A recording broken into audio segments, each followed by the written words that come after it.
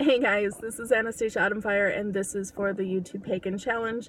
What does this time of year mean for you? This is a week late. It was supposed to be last week when we were closing in on Beltane, and now Beltane has passed. It was last Sunday for those of us in Minnesota. Beltane is a very sacred Sabbath to me. Aside from its traditional correspondences and meanings, a lot of things seem to converge on Beltane for me. Around Beltane is when Cernunnos first came to me and kind of claimed me in a way. And it was around Beltane and it was around when that happened, I was really feeling stagnant in my practice. I was feeling like I needed to take this next step, but I didn't know what it was, because the way I have been about everything my whole life, and probably always will be, is when I am learning something or working on something or new to something, I need to learn every aspect of it before I take another step. If I'm going to, I'm trying to think, not in any way to compare my spiritual practice to a hobby, but if I were to, when I took up the game of Magic: The Gathering, for example, I read so much about it. I read a lot of the lore. I tried to watch YouTube videos on the lore, but unfortunately, a lot of those videos I just got lost in. I watched people build decks. I tried to I do now, build my own decks. Just every aspect of it I tried to delve into, and I wouldn't really play until I understood what I was doing. And even then, I think I was pushed into it a bit too quickly, because there's still a lot about it I just kind of go, I don't get it. I don't know what's going on here. But I felt I didn't want that to be what happened on my spiritual path. I wanted to learn everything. And in hindsight, that's a ridiculous notion, because you never know everything. And when people start to claim they know everything, those are usually the people that I kind of shy away from. Nothing against anyone. It's just, you never know everything. There's always something new to learn, and what you know is going to be different from what someone else knows, and what is true for you or right for you could be completely and utterly different for someone else down the road. So that just doesn't resonate for me, and maybe one day it will, but for now it's like, it's a ridiculous concept for me to have ever thought I could learn everything before actually putting things into motion and actually quote unquote practicing. But that was kind of what it was. I hadn't done any real rituals, I hadn't done any real circles, and that's still very, very much my attitude today. There's a reason I don't do a lot of spell work.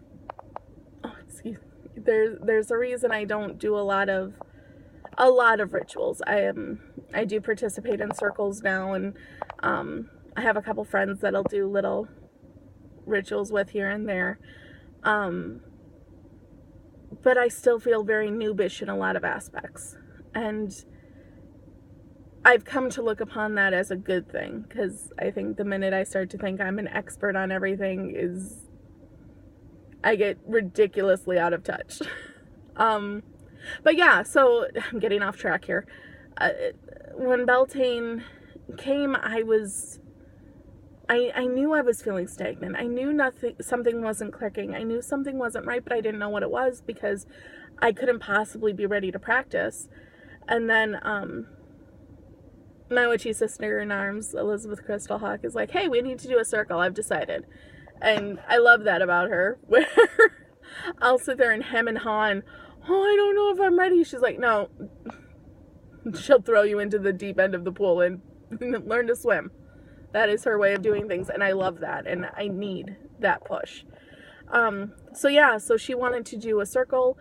So I began to research and really delve in and started making these connections, and really started to connect in a way deeper way, and suddenly, bam, there was Cernunnos. And I tried to logic him away with saying, oh, well, I've got Beltane on the brain. I've been studying a lot about it, and this, that, and the other thing, and he was the god we were honoring. So, of course, I'm going to think Cernunnos is coming to me. And when a deity is calling to you, as I'm sure many of you know. No, it's a thing. They don't shut up. They don't let you go. And he was much easier about it, I think, than the ladies that I work with now. He was a lot more gentle and nurturing about it, as opposed to the slapping upside the head of crone energy that I now have in my corner. But anyway, but yeah, so this time of year, it feels like this huge rush of just freshness and resurgence in my path. And I know it's because it's when I took my first real step on my path. I had done a lot of preparation. I had done a lot of research. I'd done a lot of seeking. And I still do, because I'm a nerd and it's what I do. But I think a lot of times we get bogged down in a way, and I think it's an easy thing to have happen, especially when you have, we have some amazing, amazing people online in the YouTube pagan community, and you look at them and you're like, holy cow, I could never do that. I could never be that. And no, I can't. I won't. I'm not. Like, you kidding me? There's just Eric Silvermoon, Joe Morris.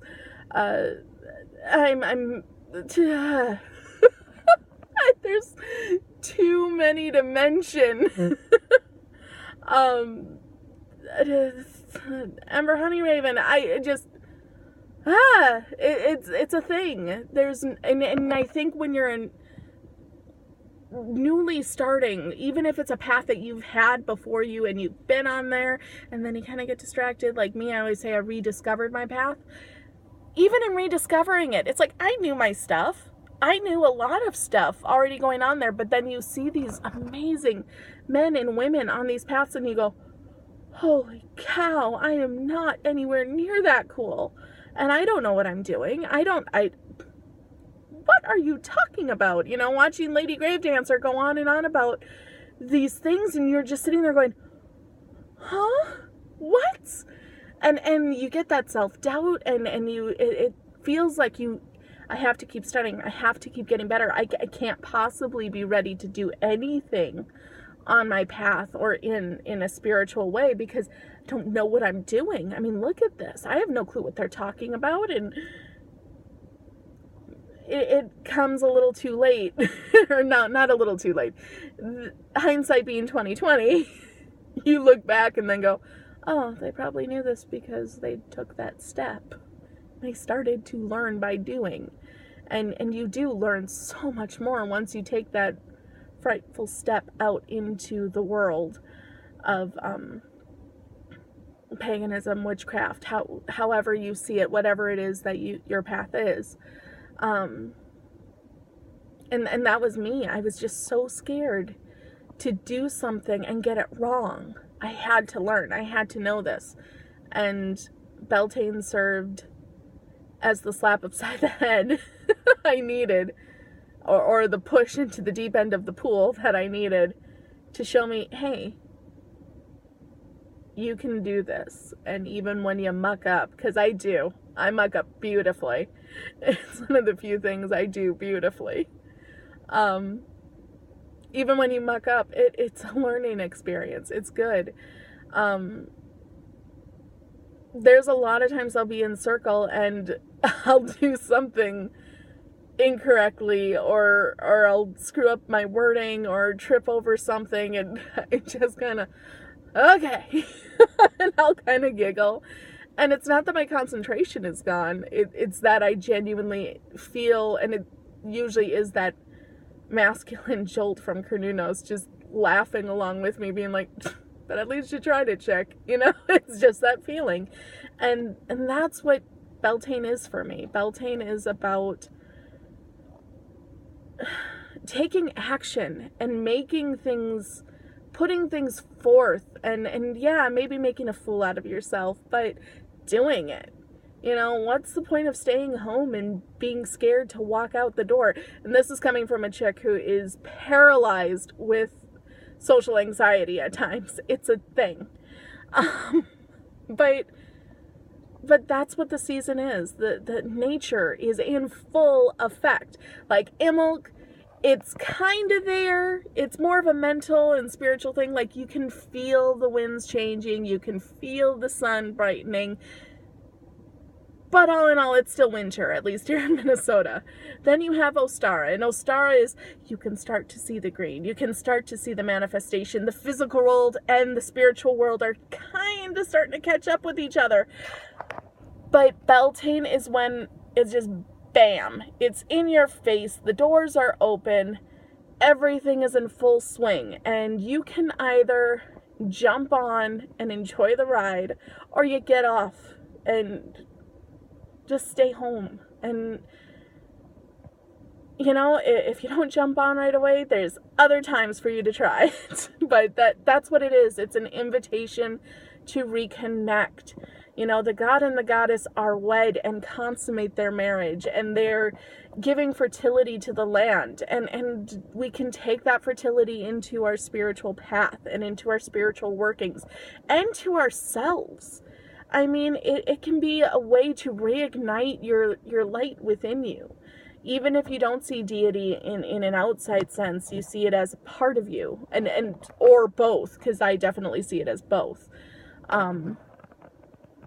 You have this inner light that in wintertime kind of gets covered up and kind of gets smothered a bit because, you know, you can't really go out and reconnect. And when you do, it's kind of far and few between. And when Beltane comes, at least here in Minnesota, we're outside. We're not wearing hoodies. I'm in my capri pants, which is the closest I get to shorts because it's a scary thing. And I mean, it's just, it's a time of celebration. It's a time of revelry, and it's a time of fun. And I feel like nature's going through that, and we harness that energy, and we can harness that energy and connect to that energy and join it in that celebration. So yeah, that is what this time of year means to me. I hope you liked the video. Sorry it's delayed.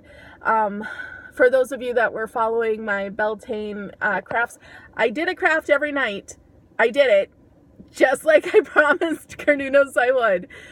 It's just, like I said, my computer crapped the bed on me, and the videos I put onto my computer, so I can't, I at least don't have the smarts to put them back onto my phone. I'm not sure how to do that, or if that's even possible. But I promise I'll get them up as soon as I can. Thanks for watching, and I apologize for what other face I'm making on this video, because I can't put a cute little picture on there instead of me probably going, gotta love YouTube. Anyway, have a great day. Many blessings. Bye.